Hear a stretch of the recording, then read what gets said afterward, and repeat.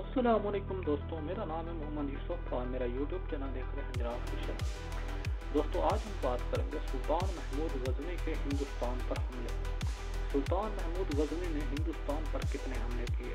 सुल्तान महमूद गजनी के वालिद शफकत कीन की वफात कब हुई?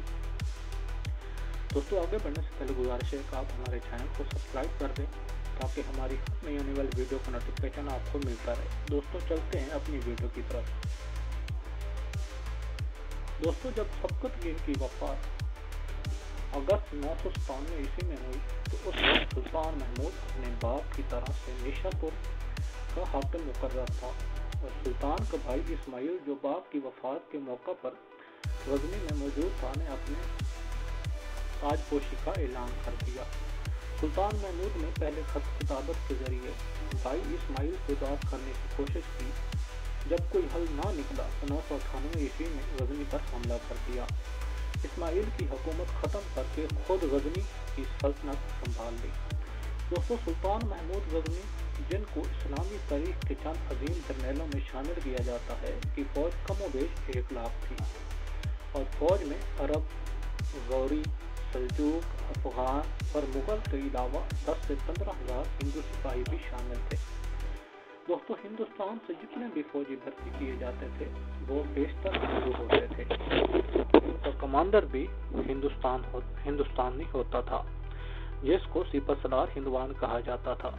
हिंदू फौजी अफसरों से चंद एक काबिल जिक्र नाम बेरपाल, जगन्नाथ, जनाश, बजीराव और सोहनी राव शामिल थे।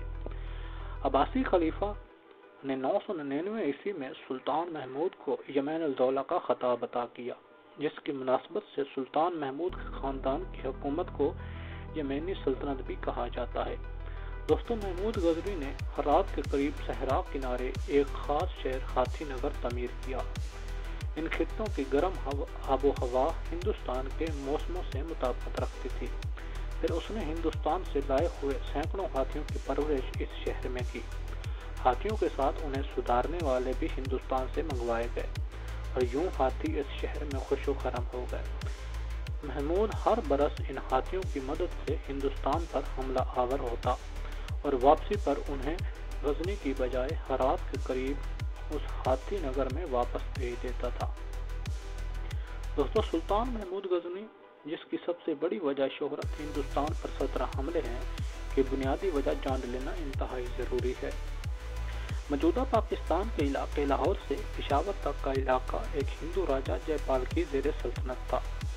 जयपाल और सुल्तान महमूद के बाप शफकत कीन की एक जंग पेशावर और जलालाबाद के इलाकों में 986 ईस्वी में हुई थी, जिसमें जयपाल को शिकस्त हुई और शफकत कीन की सल्तनत दरियाए सिंध के साथ अटक तक फैल गई। सुल्तान महमूद ने हुकूमत संभालते ही पेशावर तक के इलाकों में छोटी छोटी महमात करके अपनी सल्तनत को मजबूत किया। तो राजा जयपाल, जो पहले ही अपनी शिकस्त का बदला लेने को बेताब था, उसने एक बड़ा लश्कर तैयार किया और गजनी पर हमले के लिए निकल पड़ा। 1001 ईस्वी में पेशावर के करीब राजा जयपाल और सुल्तान महमूद की फौजों का टकराव हुआ। राजा जयपाल को शिकस्त हुई और पूरे खानदान समेत गिरफ्तार हो गया। मुज़ाकरात और एक भारी तवान के इवज़ रिहाई के बाद जयपाल वापस लाहौर आया। चूँकि लड़ाई से पहले जयपाल अपने इर्द गिर्द के राजाओं से मदद लेकर गया था, इसलिए शिकस्त के बाद निहायत शर्मिंदगी की हालत में अपनी हुकूमत बेटे आनंदपाल के हवाले करके खुद लाहौर के एक दरवाजे के पुराने बरगद के दरख्त के पास एक बहुत बड़ी चिता जलाई और जल मरा। दोस्तों, सुल्तान महमूद गजनी ने दूसरा हमला, जो 1004 ईस्वी को हुआ, ठंडा या भेरा, जो दरियाए सतलुज के करीबी इलाकों पर मुश्तमिल रियासत पर किया, जिसका राजा बजीराव था। तीसरा हमला मुल्तान के हाकिम अबू अल-फतह के खिलाफ 1006 ईस्वी में किया, लेकिन रास्ते में ही दरियाए सिंध के किनारे जयपाल के बेटे आनंदपाल के साथ मुठभेड़ हो गई। सख्त जंग के बाद आनंदपाल को शिकस्त हुई और बाज़ रिवायात के मुताबिक वो कश्मीर पनाह लेने के लिए भाग गया।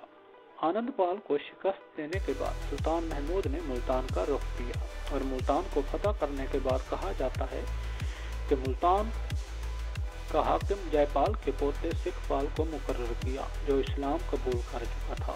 जल्द ही सुल्तान महमूद को फिर मुल्तान जाना पड़ा, जहाँ पर सिखपाल ने बगावत कर दी थी।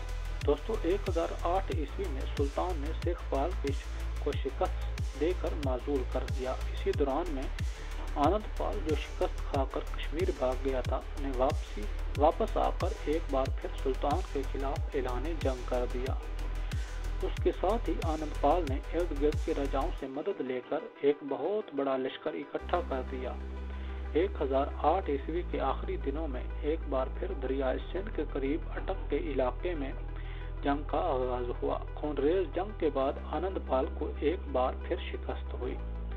दोस्तों 1009 ईस्वी के आखिरी महीनों में एक बार फिर सुल्तान महमूद ने हिंदुस्तान पर हमला करके पहले नारायणपुर की रियासत को फतह किया और फिर 1010 ईस्वी में मुल्तान के गिरदो नवाह के इलाके अपनी सल्तनत में शामिल कर लिए। 1014 ईस्वी में सुल्तान ने आनंदपाल के बेटे लोजनपाल को मौजूदा कोहिस्तान के इलाके में शिकस्त दी और मजीद लोजनपाल की मदद के लिए कश्मीर से आए हुए एक बड़े लश्कर को भी शिकस्त से दो चार किया। 1015 ईस्वी में सुल्तान महमूद ने कश्मीर पर हमला किया, लेकिन बर्फबारी के बायस रास्ता बंद होने पर बगैर जंग के ही वापस आना पड़ा। 1018 ईस्वी में सुल्तान महमूद ने पहली बार पंजाब के पास दरियाए जमुना के इलाके में अपनी फौज को उतारा और हिंदुओं के मजहबी मकाम मथुरा को फतह करने के बाद एक मशहूर रियासत कनौज का मुहासरा कर लिया। कनौज के राजा ने सुल्तान से सुलह का पैगाम भेजा और सुल्तान का बाजगजार बनना कबूल कर लिया। 1019 ईस्वी में कनौज की मलहका रियासत कलंजर के राजा गंडा ने कनौज पर हमला करके राजा को कत्ल कर दिया। इसकी खबर जब सुल्तान महमूद तक पहुंची तो वो अपने मुती राजे को कत्ल का बदला लेने के लिए निकल पड़ा। कलंजर पर हमला करके उसे शिकस्त से दो चार किया। राजा लोजनपाल और राजा गंडा, जो सुल्तान महमूद से शिकस्त होता थे, दोनों ने मुश्तरका तौर पर एक बड़े हमले की तैयारी की और एक बार फिर 1019 ईस्वी में ही सुल्तान को दोबारा इन दोनों को की सरकूबी के लिए हिंदुस्तान का सफर करना पड़ा। नतीजतन दोनों राजाओं को शिकस्त हुई और हिंदुस्तान से हिंदू शाही राजा का खात्मा हो गया। दोस्तों सुल्तान महमूद गजनी 1020 ईस्वी से 1025 ईस्वी के दरमियानी अरसे में सल्तनत के शुमाली मगरबी हिस्से और दरियाए फरात की वादियों में फतूहात में मशहूर रहा। इसी अरसा में सुल्तान महमूद को अपने मुखबिरों से ये इतलात मुतवातिर मिल रही थी कि शुमाली और वस्ती हिंदुस्तान के तमाम रियासतें सुल्तान से शिकस्त खाने के बाद बदला लेने के लिए हाथ पैर मार रही हैं और अब के बाद एक मुश्तरका हमला की तैयारी है। इसके लिए गुजरात के इलाके काठियावाड़ में एक बहुत ही मशहूर मंदिर सोमनाथ का मरकज बनाया गया है।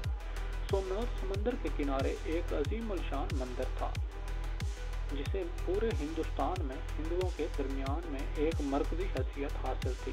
मंदिर में मौजूदा शेवा के बुत की अहमियत का अंदाज़ा इस बात से लगाया जा सकता है कि शेवा बुत को गुस्ल देने के लिए ताज़ा पानी रोज़ाना की बुनियाद पर दरियाए गंगा से लाया जाता था।